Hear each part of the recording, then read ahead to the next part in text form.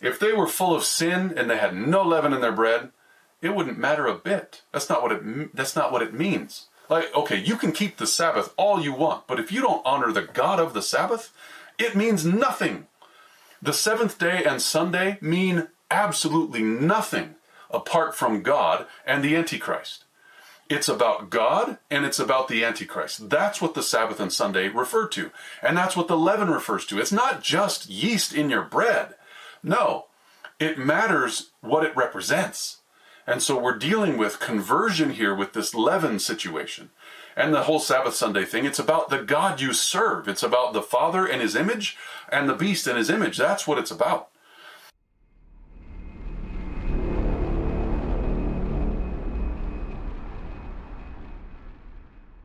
It's tough right now for everyone.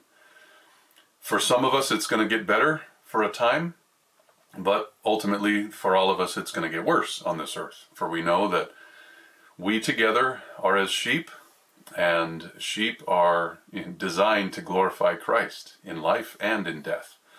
So we know that we have to make good decisions. And so we pray just now that God will give us skill and wisdom to know and understand what it is that his Spirit is saying to the churches.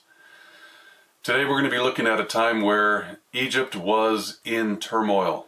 Okay? We know that just that night, literally the night before, the firstborn of everyone in Pharaoh's home, everyone in, his palace, if you will, everyone in the nation, except for in the land of Goshen, thank the Lord, every one of them had lost the firstborn of males, and it sounds like the firstborn also of others. And we can see that here, I believe, in chapter 13, where there's God's response to it. Now, it somewhat hit me today, this week as I was studying for this presentation, that the firstborn of God the Father was given, right? And it was a sacrifice. The firstborn son was sacrificed. That would be the Son of God. And that sacrifice can enable us to receive the gifts of life and health and spiritual wellness that we could not ever get any other place.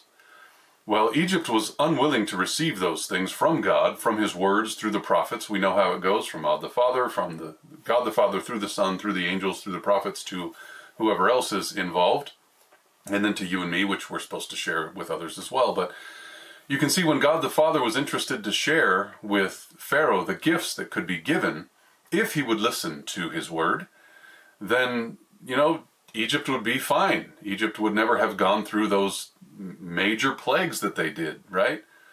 Well, the firstborn was sacrificed, but that firstborn, out of all of them, it didn't do a single thing that was good.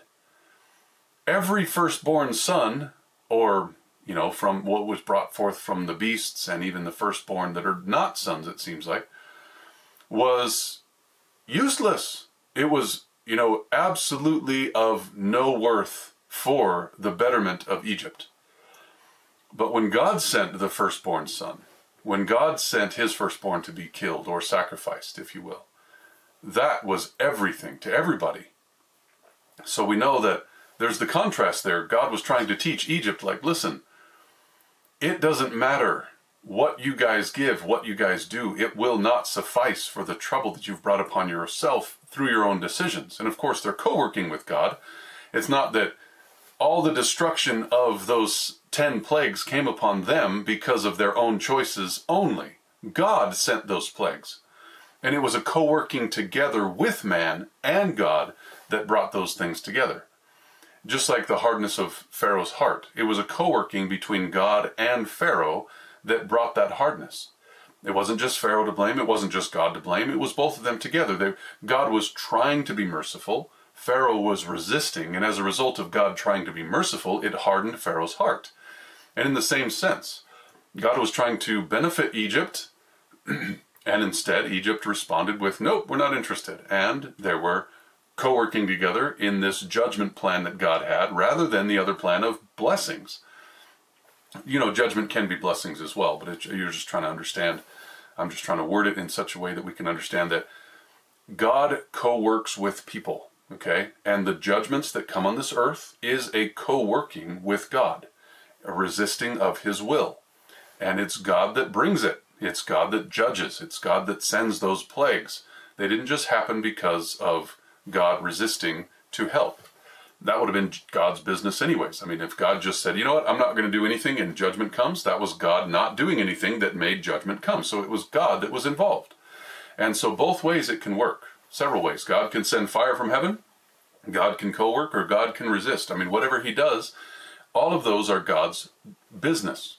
He brings the plagues. And he brings the good and bad judgments. So for the children of Israel, all of these bad judgments ended up being actually for their benefit. They were in Goshen, the land of Goshen, and there was no plagues, the 7 last plagues, that is, remember, that affected them. So now, in light of all this idea of the firstborn and how God was, plaguing instead of benefiting these people as a result of their firstborn being slain, we go into chapter 13, and it seems to me that God really speaks loudly about the firstborn in this chapter. Notice what happens as we go and try to understand a little bit more from Exodus 13. The Lord spake unto Moses, saying, Set apart, sanctify, put aside for a special purpose for me. Sanctify unto me all the firstborn. That's all of them, okay? Whoso or whatsoever opens the womb among the children of Israel, both man and of beast, it is mine.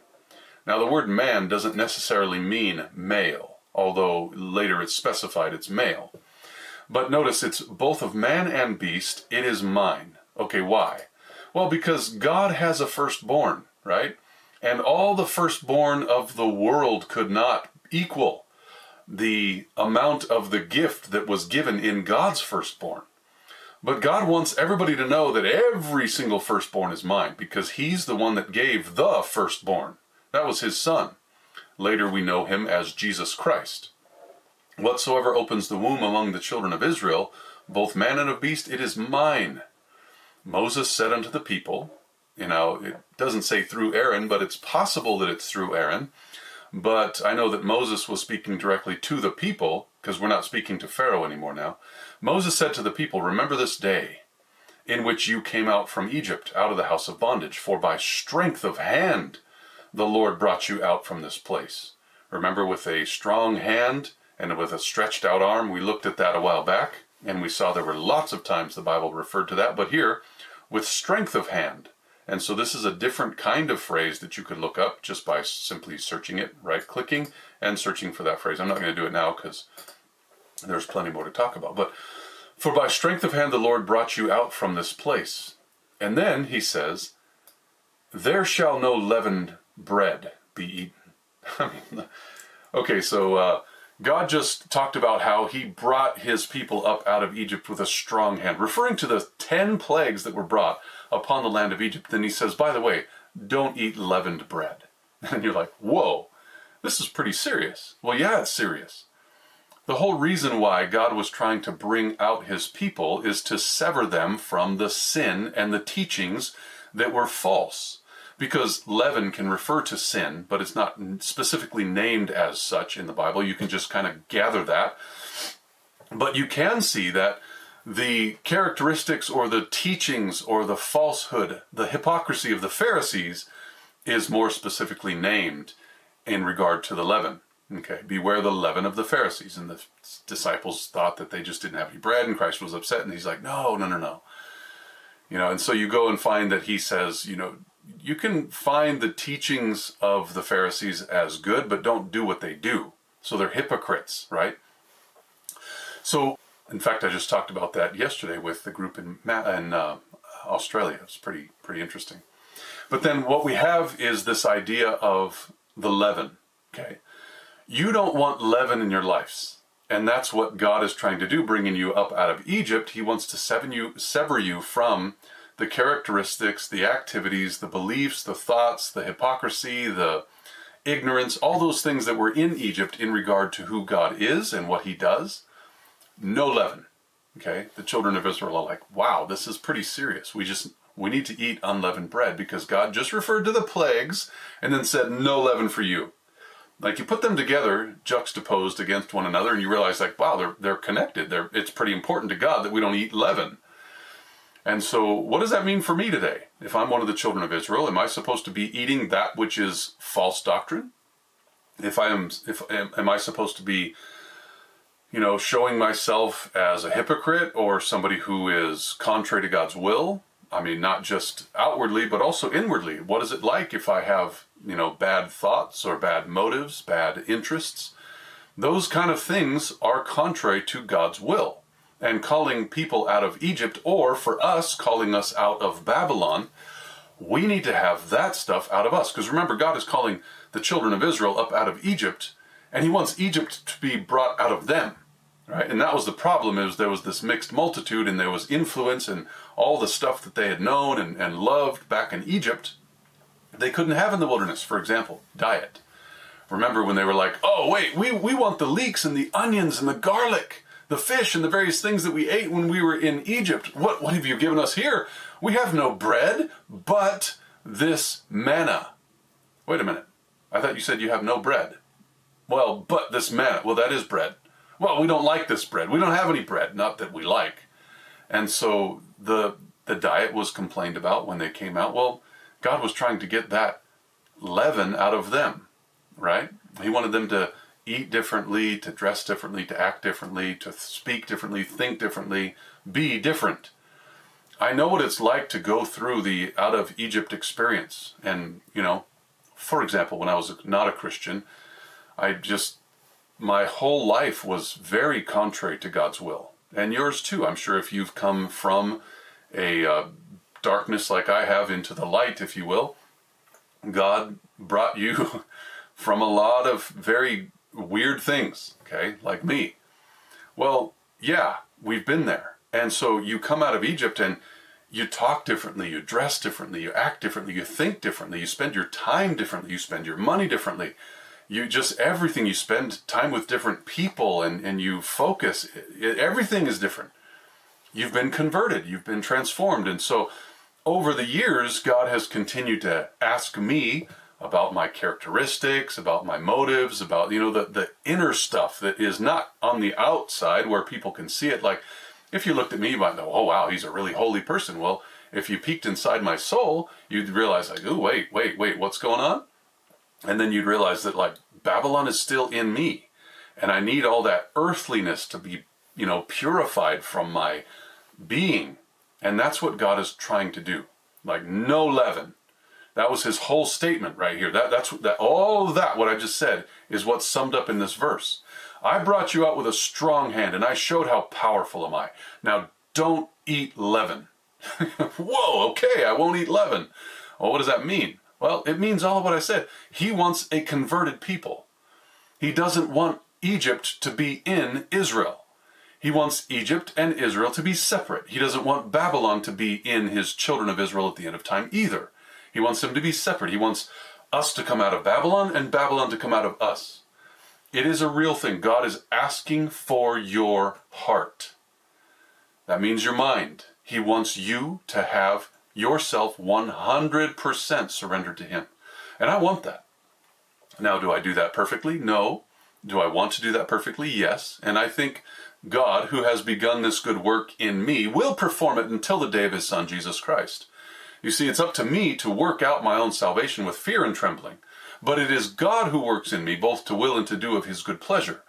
And so if we can work together, if we can co-work with God, then he has all the tools. I mean, look at all of what he did in Egypt. If you think all that can't change your heart, then you haven't thought it through well enough. Yes, he can do it. But there is a strength that we have that doesn't enable God to work out his salvation within us. What is it? It's our own choices, our own will. Christ even wrestled with this. He said, not my will, but thine be done. If we can come to that point, if we're at the table, or if we're in a conversation with our wife or our children, or if we're facing the situation where we're about to lose our job because of whatever, or, you can find yourself in a very painful situation very quickly. And if we are in a habit of saying, not my will, but thine be done, then the leaven is out of our bread, okay? So if you're still wrestling with that, like I do, we're all tempted. There's no question. If you're not tempted, you're not on this earth. because the enemy is seeking as a roaring lion whom he may devour. And so if you are not being tempted, you must be dead, right? So the reality is we're all facing the same things, but we must be surrendered. No leaven. And that's what God's point was here in this statement. Moses said unto the people, remember this day. Remember this day. You are now delivered. You are free, in which you came out from Egypt, out of the house of bondage. You're no longer bound by the Egyptians. You are now a free person. For by strength of hand the Lord brought you up out of this place. There shall no leavened bread be eaten. They're like, whoa. Like, really? That's what God is asking? Yes, that's what God is asking. This day came ye out in the month Abib. That's their, I believe, their first month, as we talked about in the last chapter. God established the calendar there, and it was with them for many, many years. And I know a lot of people are going to tell me now that, oh, there was a change, we need to go back to the calendar. Well, right. And I'm still studying that, and one day you and I may agree, one day we may not. In verse 5, it shall be when the Lord shall bring thee into the land of the Canaanites, and the Hittites, the Amorites, the Hivites, the Jebusites, which he sware unto your fathers, which would have been Abraham, Isaac, and Jacob. Now, which he sware, we know the God of Abraham, Isaac, and Jacob is the Father. You can find that very easily in the Bible. In fact, it's one of the last times it's used in the Bible, in the book of Acts. So, which he sware unto your fathers to give thee, so your fathers, Abraham, Isaac, and Jacob, heard about the promise of giving the land of Canaan and all these people within it to you. And it's a land flowing with milk and honey, that you shall keep this service in the month, this month, which is Abib, as we were just talking about right there. And so this is a covenant that God is asking his people to make.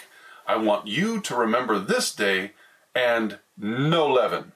And the children of Israel are like, okay, no leaven, we get that.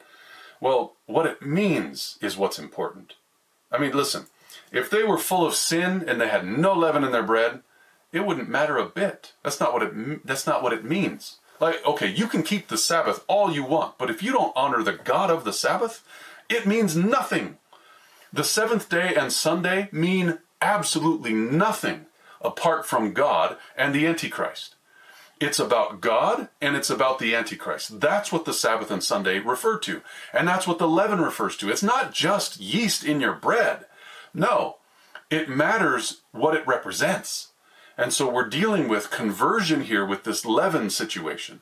And the whole Sabbath Sunday thing, it's about the God you serve. It's about the Father and his image and the beast and his image. That's what it's about. And so the whole what it represents needs to be understood much more than only the practice, because they both need to matter. Like, you can have a perfect life, but if you're not listening to God and you put leaven in your bread during the Passover service, then you've just ruined the whole thing. And so that you need to have both. Yes, the Sabbath is important. Yes, Sunday's important, or not keeping Sunday's important, because of what it represents. But you can't just know that and know God and then not honor the Sabbath. That doesn't work either. It's a co-working together. It matters in which it represents. And so this whole leaven thing must be understood. And so that's why God was saying, listen, no leaven, because I want a pure people. I don't want this false doctrine of false gods that I just exposed and destroyed in the land of Egypt. I want you to come out and represent me. And I wish we could just say, yes, sir, and do it. But there's this problem. We're all carnal, right? We all have this issue going on with our natures, and I want what God doesn't want. I want it. I really do. Well, God has been changing my life over the last 25 years to where it's like, I don't want those things anymore, but there's still that craving in me. I still want that which is carnal, but may God have victory in my life. Amen? With you too. So every one of us can have victory. Not just me, of course, that Christ can live within every one of us. And that's the desire. So you're going to keep this service in the month, this month. This service represents something that I want every one of you to have. No leaven. Verse 6. 7 days thou shalt eat unleavened bread. In the seventh day shall be a feast unto the Lord.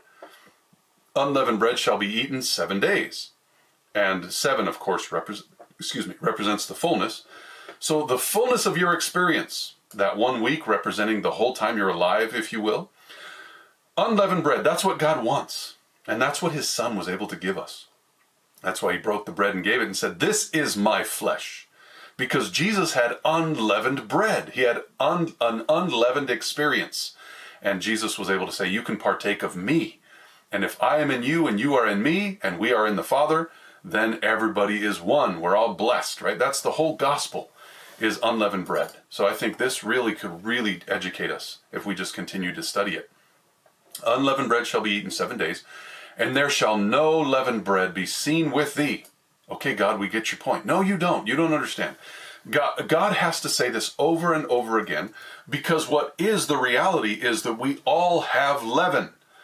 And God needs to make it very clear. No leaven, none, zero, zilch, nada, nine. So what is supposed to happen is, neither shall there be leaven seen with you in all your quarters. None of it, never, anywhere during this 7 days.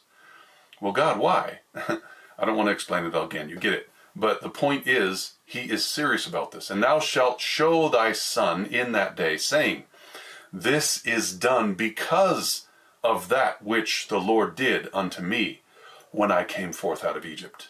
And so your children are going to be like, Dad, why are we doing this? They're like, listen, son, you have no idea. But let me tell you all about it again.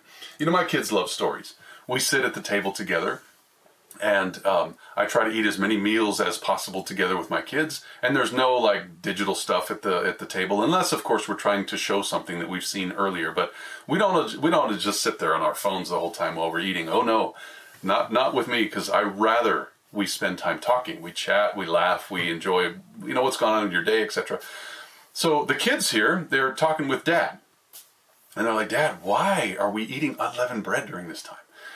And my kids love to hear stories. And sometimes I forget what stories I tell. So like a dad, I tell the same stories over and over again. And they're just like, yeah, Dad, we've heard that. But they like to hear it again. And so the kids are going to ask over and over again throughout the years of their growing up, well, Dad, I remember you were saying something about that one time. Is that true? You're like, well, yes, but let me clarify a little bit more now that you're older. And so you can explain stuff. Like, for example, just this last week, I told my son stories that I have never told my son before, but at his age now, I think it's appropriate. And we had a good time. I was able to share stories that I wouldn't share with you, but I shared with him because it was that time. He's grown older now. He understands more. And now we can really relate stuff with our kids in such a way that, the older they get, the more they're going to ask, or the more you want to tell them. And so that's this experience. When the kids ask you, what does all this mean? Well, I'll tell you what happened, and then I'll tell you what it means. And so the kids now know that leaven represents the false doctrine which leads to sin. And then they get it. They're like, wow, God really wants us to be pure. Just like this bread is pure, right? Yes, and there's bread that's coming. It's the Son of God, and he's going to be perfect. And so the Son now understands, or the children understand far greater than they ever have before. And that's what God was wanting to have during this time, where you're eating together and your son is asking, what's this about? You're able to explain to them more and more and more as time continues. And so here it says in verse 9, it shall be for a sign. Now, it is not the thing. It's a sign of the thing, okay? That's what signs are for. Like the Sabbath is a sign. Well, that means it's a sign. It doesn't mean it's the thing.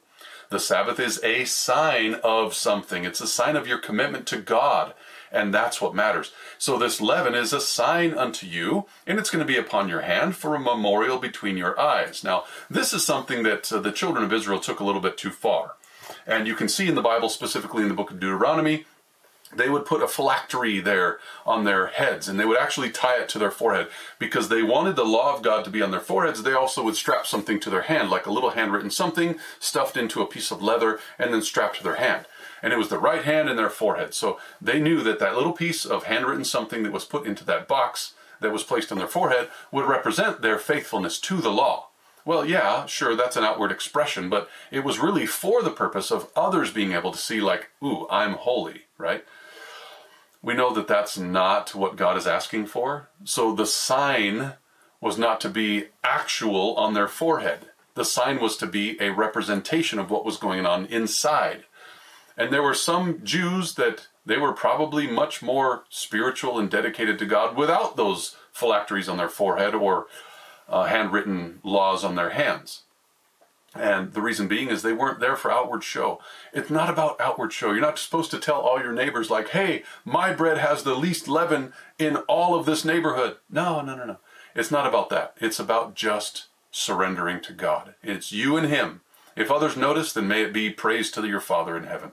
But it's not about the foreheads and the stuff that, like the outward show.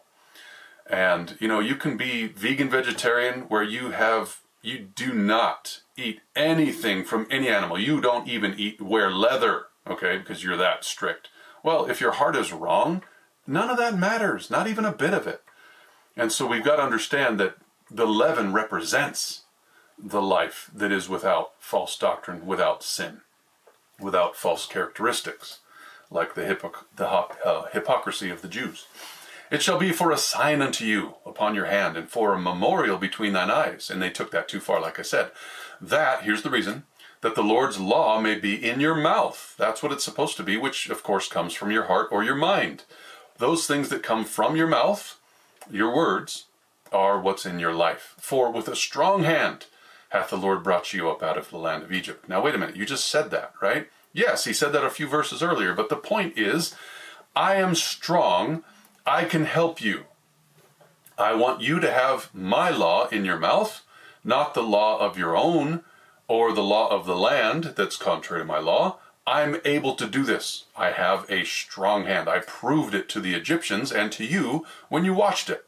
Verse 10. Thou shalt therefore, as a result of what I just said, keep this ordinance in his season from year to year. And that's when your sons are going to ask you, what does this mean? And you're going to be able to tell them further. New paragraph. It shall be when the Lord shall bring thee into the land of the Canaanites, as he sware unto your fathers, Abraham, Isaac, and Jacob, and he will give it to you, that you shall set apart unto the Lord all that open the matrix. Now the matrix is simply the womb, okay? That's what that word means. And so all of them that open the matrix, it doesn't say just the males, but it says all that opens the matrix, and every firstling that comes out of beast which thou hast. That's every. The males shall be the Lord's. But notice what happens. And every firstling of an ass thou shalt redeem with a lamb. So it's the males that are his, but then it goes on later to talk about like all of them as well, not just the males. And so that's why I think that I think it was all the firstborn, but the males are certainly referred to. Now this is not just men here, as I was saying earlier. This is males. This is a different word, not just referring to all humanity necessarily, but all men. They're all the Lord's. Why? Well, because his son was the firstborn, and his son was the one that came out from the Father. The Father does not have a womb. I don't believe that. But the Lord opens the matrix or womb of the woman, and from there, men came forth, right? And that's what God is asking for. But we believe the Son was brought from the Lord, and I would say it was probably more like Adam and Eve, where God literally brought from himself his son. How that worked, I don't know. But we know that Eve came forth as a rib, same substance, etc., all that stuff that we've talked about before, and he ended up being formed in the image of his Father.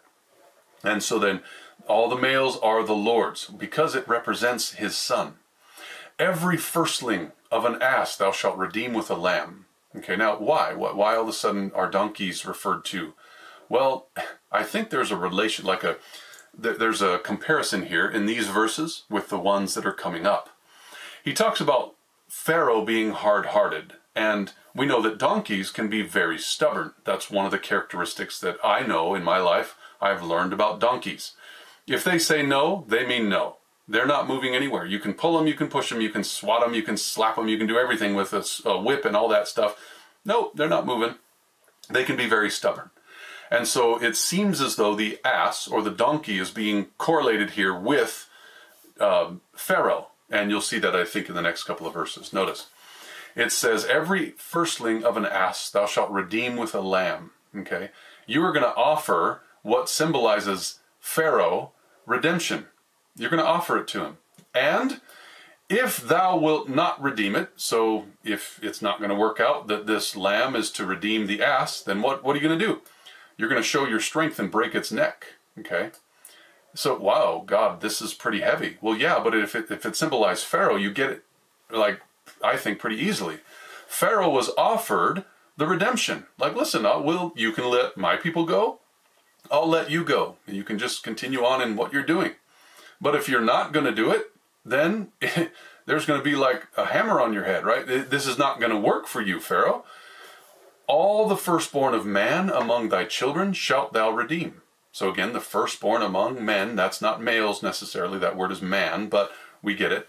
The males were specifically referred to here. And then it says in verse 14, it shall be when your son asks you in time to come, saying, what is this about? Like breaking a donkey's neck and, redeeming them with a lamb? Then he says, well, this is your answer. That thou shalt say unto him, well, it was by strength of hand. We've heard about that already a couple of times. That the Lord brought us out from Egypt, from out of bondage, which of course was under the leadership of Pharaoh. And it shall come to pass when Pharaoh would hardly let us go, he was very stubborn. 10 times God had to say, let my people go, that the Lord slew all the firstborn in the land of Egypt. He broke his neck, if you will, Pharaoh's neck. And so, symbolically, of course, because all the firstborn were slain. It wasn't Pharaoh that lost his, broke his neck. But that's the idea behind that symbol of the donkey and the breaking of the neck, if the donkey wouldn't be redeemed. That the Lord shall show you that he slew all the firstborn in the land of Egypt, both firstborn of man and the firstborn of beast. Therefore, I sacrifice to the Lord all that opens the matrix, being males. But all the firstborn of my children I redeem. Okay. So you can see here that it's symbolic of God trying to redeem. And if this ass isn't going to be redeemed because you can't do it for some reason, then you're going to break its neck, because it symbolizes God bringing forth his children redeemed. But those that are stubborn, like the ass, are not going to be redeemed, and therefore they're going to have a very difficult time. And so when you're explaining this to your children, they're going to be like, whoa, wow, Pharaoh was really, really hard to deal with. Well, yeah, 10 times God told him. And I'll tell you, it was very difficult to sit there in Goshen and watch right over the whatever it was, a wall or a field or a mountain, whatever they were watching, all the plagues coming down upon Egypt. It was difficult to watch, but I was much more happy to be where I was instead of where they were, because I was willing to go with God. They were unwilling. And that's what this all represents, is our willingness and, of course, our surrender to God's will. And so it says there in verse 16, it shall be for a token upon your hand and for frontlets between thine eyes. And again, the same thought, you're supposed to have this before you all the time. This is something you're supposed to know about, and it's supposed to lead your life. But the Pharisees took it a little too far. You can read in Deuteronomy. They put it, as frontlets. It says it was supposed to be as frontlets between your eyes. It wasn't supposed to be frontlets between the eyes, like actually a box with handwritten law in it. But for by strength of hand the Lord brought us forth out of Egypt. So this idea of no leaven and the idea of redeeming the children from the land because of a strong hand is a very common thread in this chapter. New paragraph. It came to pass when Pharaoh had let the people go, that God led them not through the way of the land of the Philistines. Why? Although it was near. Well, why not? I mean, what, God wants them to go on some kind of, circuitous route? Well, no. What God was doing is, here's the reason. God said, well, lest peradventure the people repent when they see war and they return to Egypt. So he knew that they didn't get it. They didn't understand that they were with God. They knew that he had strength and they had seen all this stuff going on, but they still didn't know that they were new in their experience. Now, I know that I, early on in my Christian experience, saw lots of answers to prayer. I still see them. They're all over the place. God is very alive. But I didn't know God then like I know him now. Like, not long ago, I was saying, Lord, please make this happen. Please make this happen. But I said, Lord, if not, I get it. It's okay. You don't have to show yourself to me. I already know who you are. And so I'm that way now. But back there, the children of Israel wouldn't have been able to say, I know you, Lord, well enough to know that if you don't do this for me, I still understand. They were just brand new people. So God was helping them understand over and over and over again, I'm strong. I can do this. I can pull you. But at the same time, I recognize you don't know me like you should.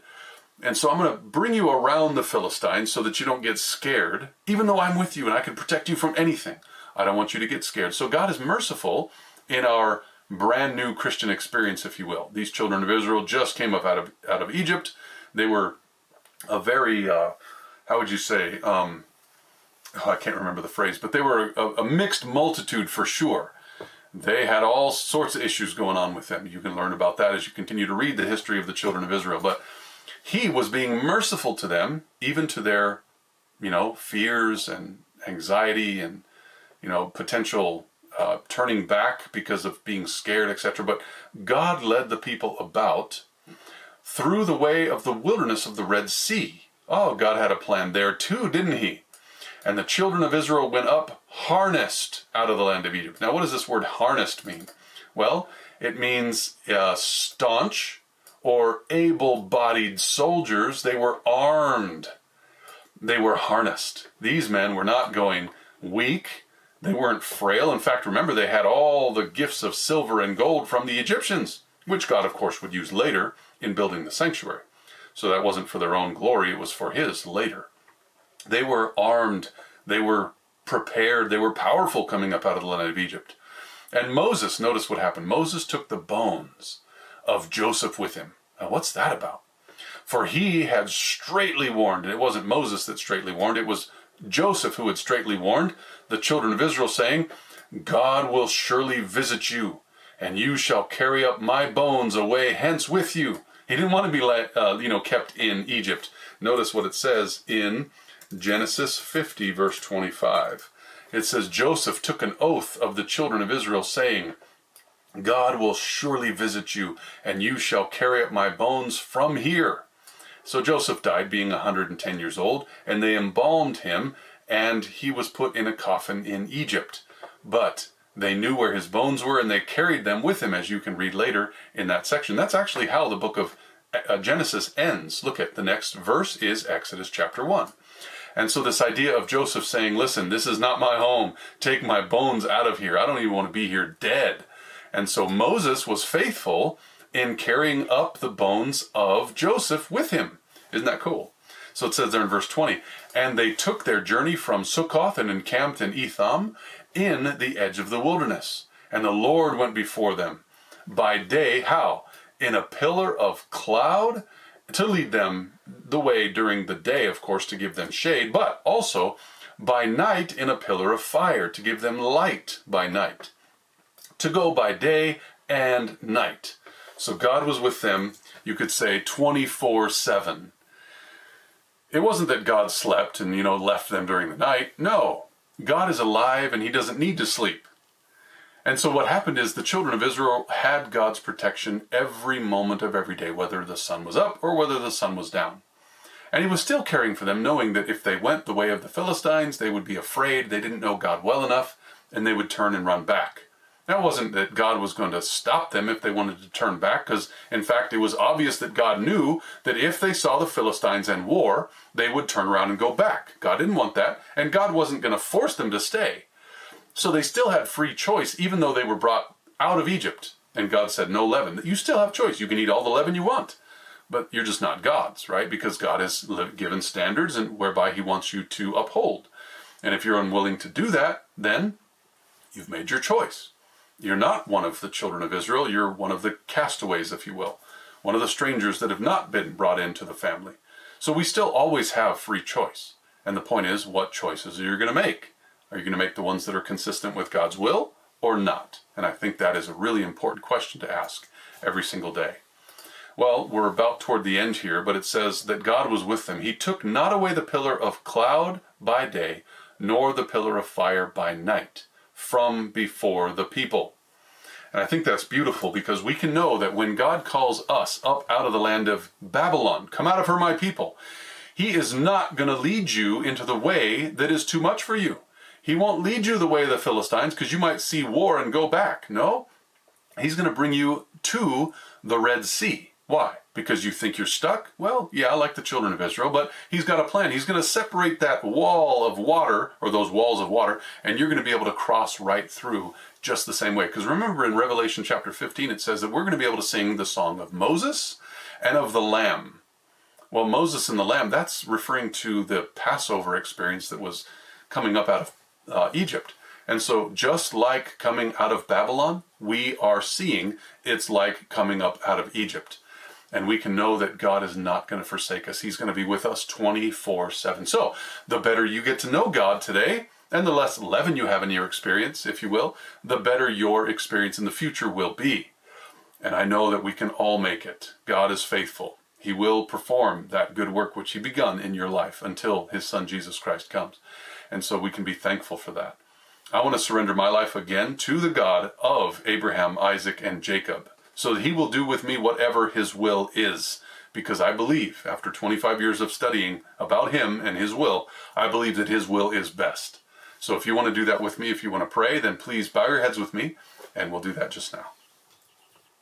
Our Father in heaven, I want to thank you for giving us this opportunity to learn a little bit more about your people coming up out of Egypt. I thank you for the education and the blessings that come with studying your word, but I want that to be transferred to our lives, that we will be able to know that you are working out your will within us. And when we co-work together, when we say yes and you enable us, then may it be glory to your name. Please continue to guide us, bless us, and thank you for this. In Jesus' name, amen. I'm just thinking, when we're talking about God brought forth, it's almost like when you see a picture of a cell when it divides. Right.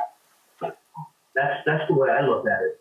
I mean, it's the same thing, but brought from, yeah. That's just my...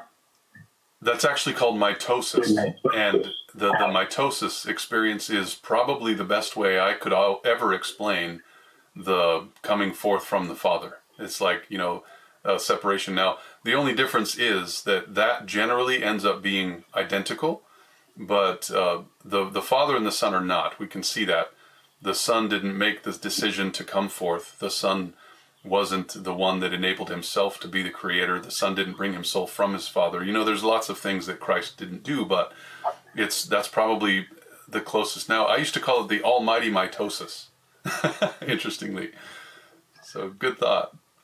Pastor, when you read Genesis 50:25, something just kind of popped in my head, basically.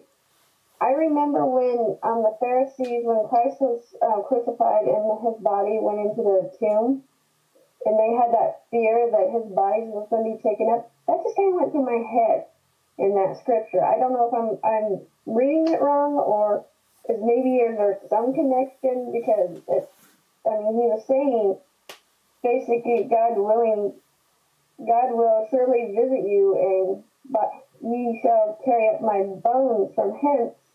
I was just thinking, they made a comment of, they're afraid that his people were going to take his body and say that he's resurrected.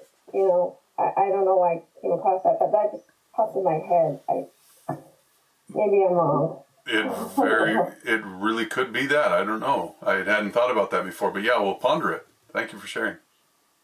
Okay, I'm having a hard time understanding verses 13 and 14. Okay. No, make that 12 and 13. Okay, let's see. Yeah, this is a newer one to me as well. What part about it? Would you want to read it? I can read it, yeah, but I really don't understand. I'll read it, maybe with me reading it, I'll understand it. That happens sometimes. That thou shalt set apart unto the Lord all that openeth the matrix, in other words, the womb, and every firstling that cometh of a beast which thou hast, the males shall be the Lord's. And every firstling of an ass thou shalt redeem with the lamb, and if thou wilt not redeem it, then thou shalt break his neck, and all the firstborn of man among thy children shalt thou redeem. Yeah, it's gobbledygook to me. I'm sorry. Okay. Well, instead of trying to explain what it means, maybe I'll just try to explain it. Will that help? Hopefully. Okay. So setting apart, which is like sanctification, setting apart to the Lord everybody who's born. Every firstling, which is the firstborn that comes of a beast, so all the animals which you have, they're going to be the Lord's. And, the males will be the Lord's. Every firstborn of a donkey, you will redeem with a lamb. You're going to, kill a lamb to redeem that donkey every time you have a firstborn donkey. And if you will not redeem it, if it's a choice that you make because maybe you don't have any lambs or whatever, then that donkey will have its neck broken. All the firstborn of man among thy children you will redeem. Of course, they redeem, later you're going to learn that they redeem with lambs and with the doves and various things that, like even Christ was redeemed with a pigeon, I think it was. A couple of pigeons. Is this a precursor to the sanctuary service? I think so, yes. I can understand it under that concept. And what did they use for leaven back in that day? I'm not sure, but it's a yeast of some sort, and even Christ referred to it as filling all the bread. Like even a little bit of leaven will affect the whole lump. Yeah. And you don't eat leaven? I do. I just don't, what I'm saying is, no. I never meant to sound like I don't eat leaven. It was just during these services, the leaven wasn't to be eaten during the 7 days. Okay.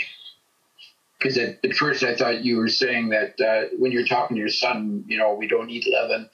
I thought maybe you didn't eat leavened bread. That's all. Oh, no, that's fine. It was just I was kind of picturing myself during the time of that festival. And so I was, referring to, that's why I would say, during that time. Okay.